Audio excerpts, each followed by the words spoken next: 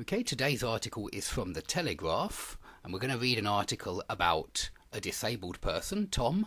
I think how we treat the disabled is rather indicative of our own society and what values we have.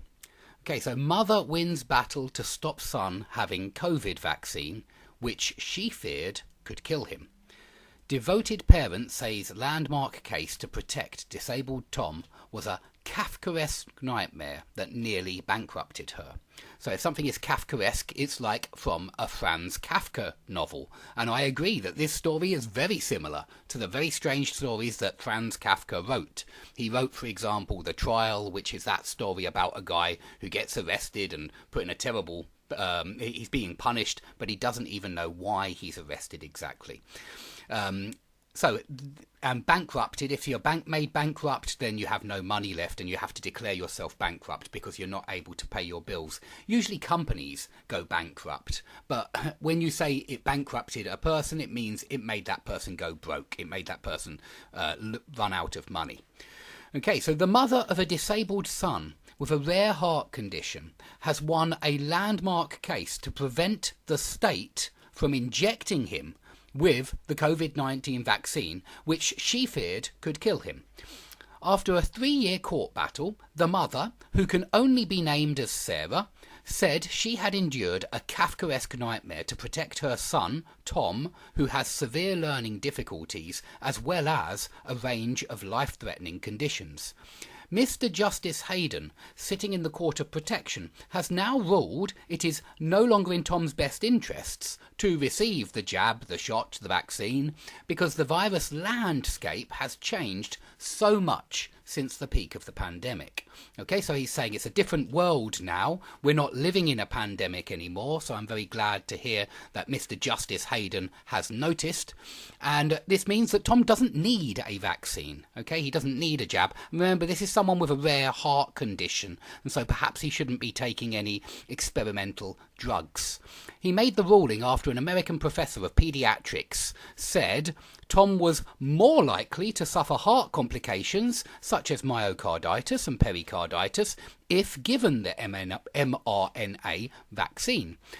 But Sarah says the battle has eroded her trust. Now that's a good expression, and I know exactly what she means. The battle has eroded her trust in public organisations such as social services, doctors and the courts. And she's accused the government of introducing a policy that ignores individual circumstances. Tom's conditions include a chromosome abnormality, which causes severe learning difficulties, meaning he has the mental age of an 18-month-old child, despite being 24. So a chromosome abnormality, I imagine they mean an extra chromosome, something like that. I think we do read exactly what it is further in the text, so we'll go further. But his mother feared the messenger mRNA vaccine, which tells cells how to trigger an immune response to COVID, could cause an adverse reaction in his heart, one of those side effects that we have been reading about recently.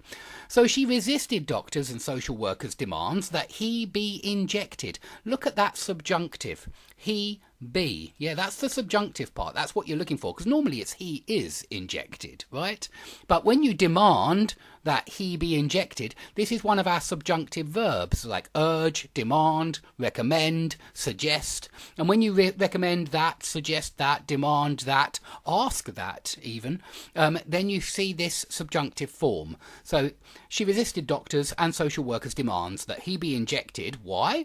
For the greater good of society. Okay, so he is supposed to risk himself in some altruistic fashion for the greater good of society.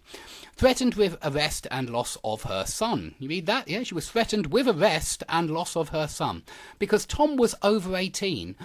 Sorry, I'll start again. Because Tom was over 18 when the government ruled that the most vulnerable should be injected during the pandemic, the Court of Protection assigned him a lawyer to act in his best interests. Okay, so not his mother, but a lawyer. A lawyer had to act in his best interests because he's over 18 and so he doesn't belong to his mother anymore. He belongs to the state and they will act in his best interests. That lawyer, along with the local integrated care board, backed calls for him to be jabbed. Okay, so the lawyer wanted him to be jabbed, not the mother, the lawyer, because the lawyer works for the state. Sarah raised £60,000 through crowdfunding and spent £25,000 life savings to fight the case. Yeah, so she needed a lot of money. Obviously, it's expensive going to court. She claims she was threatened with arrest, jail, seizure of her assets, and the possibility of her son being removed from their home to be forcibly jabbed. Yeah, against his wishes, but obviously he perhaps doesn't have the mental capacity to choose, but we can assume that his mother, who has looked after him since he was born until he was 24, that perhaps she knows best. Yeah, it's an old saying, isn't it? Mother knows best. Sarah, 60, who lives in northwest England, fought back tears as she told the Telegraph. Now, if you fight back tears, you're almost crying. You're fighting them back. Yeah, you're trying to stop yourself from crying. It has felt like a Kafkaesque nightmare because I was taking on the state that wouldn't budge. Yeah, that means that wouldn't move. The state wouldn't move. They were really stubborn. They said, no, he has to be jabbed. End of story. I went from being a loving mother and Tom's sole carer, yes, sole means only, yeah, Tom's only carer, to a near criminal. I have been made to feel like a liar, a bad person, and a fanatic. I think she's in a large group of people here. I was wrongly accused of being an anti-vaxxer. Yeah, very common name that was thrown around and still is thrown around sometimes. If you have no argument whatsoever, you resort to name-calling. And so she was wrongly accused of being an anti-vaxxer just for questioning whether this new gene therapy was right for her son and his complex conditions. To me, it was the state that was fanatical about its policy by bringing its might. Might can mean power as well. It's a noun. It's not always a modal verb. It's also a noun meaning power. And that's why we say mighty, which means powerful. Yeah, bringing its might to bear down upon me. Yeah, bringing its might upon me. And when something bears down upon you, it's coming after you. It wants to get you in some kind of way. Okay, doctors, cardiologists, lawyers and social workers hid behind government guidance, which is just that, guidance. Surely it's not an order, surely it's just guidance. Surely they're not ordering everybody to get jabbed, are they? 2 years ago, Judge Burrows, sitting in the Court of Protection in Preston, ruled Tom was in an at-risk group and so should have the jab, adding that the court was ill-equipped to say whether the vaccine was safe or not. Yeah, so the court doesn't know if the vaccine's safe or not. They're ill-equipped to say whether the vaccine was safe or not. That's interesting, isn't it? The court doesn't know. But taking the vaccine was altruistic and required of every citizen. Okay, so altruism is now legally required of every citizen according to the Court of Protection. The law seems to have changed. I don't remember that when I was young. It seems odd to me.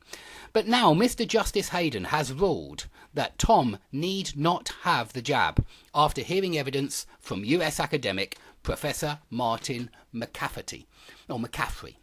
Professor McCaffrey wrote that because Tom has partial trisomy 13, meaning he has an extra chromosome, there we have it, he was more likely to suffer heart complications if given the mRNA vaccine. So that's important, guys. If anybody has an extra chromosome, they shouldn't necessarily take this vaccine. In fact, you're more likely, there's more risks than benefits, according to this professor. And I think a lot of people with Down syndrome, for example, were told the opposite during those 2 years. I'm not sure. Someone would have to tell me. But I think they were told the opposite, and they were told that they had to take the vaccine, even though they were more likely to suffer heart complications if given this vaccine. So the risks outweighed the benefits. Adam Finn, the professor of paediatrics at Bristol University, who advised the government during the pandemic, agreed with Professor McCaffery. But he stressed that the possibility of such adverse side effects would not have changed public policy at the height of the pandemic. So this professor of paediatrics knows all about public policy suddenly and the government. Surely he's just a paediatrics professor. I'm not sure why he's made that comment, but In his ruling, the judge said the changing landscape of the virus and increasing immunity within the community had created a wholly changed situation, and he was genuinely pleased to conclude it was no longer in Tom's best interests to receive the COVID vaccination. So it's taken 3 years for the courts to agree with the boy's mother, and a lot of money as well, for the courts to finally agree with the boy's mother and say it's not in Tom's best interests to receive the COVID vaccination. Okay, well, that's good news. I don't think I'll go through the rest of the article, but please read it if you want to. If you want to find it online, you can see it right here. And mother battle COVID jab feared killed son. Okay, thanks for listening.